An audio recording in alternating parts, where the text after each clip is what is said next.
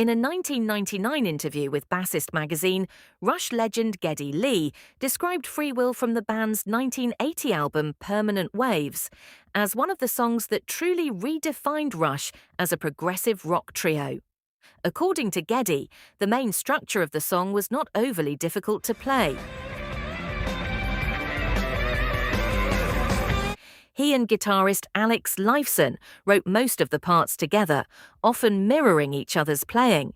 But what made the track stand out was the chemistry between the bass and drums, which allowed Alex the freedom to explore different chord patterns and rhythmic ideas on guitar.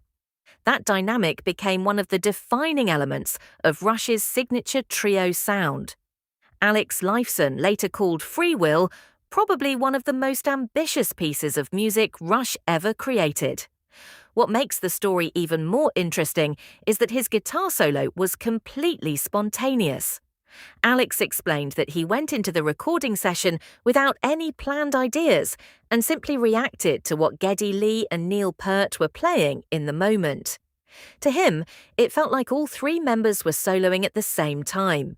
The energy was chaotic, fast, and incredibly exciting, with Geddy and Neil constantly pushing the momentum forward while Alex tried to keep pace with the intensity. Geddy also revealed that the most challenging section of the song was the middle part, where the arrangement became much more free-form. As the tempo picked up, the bass and drums almost slipped into a mini jam session underneath the guitar. The song would shift from heavy riff-driven moments into wide-open rhythmic passages, creating a unique balance between the guitar and rhythm section. At the time, Geddy was still heavily using his Rickenbacker 4001 bass, but after finding a used Fender jazz bass in a pawn shop, he quickly began incorporating it into his sound. He explained that while the Rickenbacker worked perfectly for Rush's earlier tone, albums like Permanent Waves and Moving Pictures required a bass sound with more punch and low-end power. The Fender jazz bass made it easier for him to achieve that fuller studio tone. Rush originally formed in 1969 with strong roots in hard rock, inspired by bands like Cream and Led Zeppelin.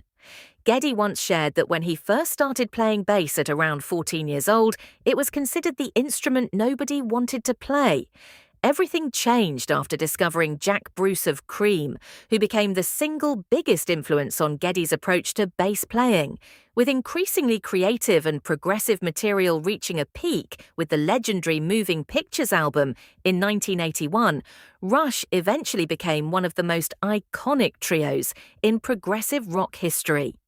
Along the way, Geddy Lee also earned worldwide recognition as one of the greatest bass players of all time.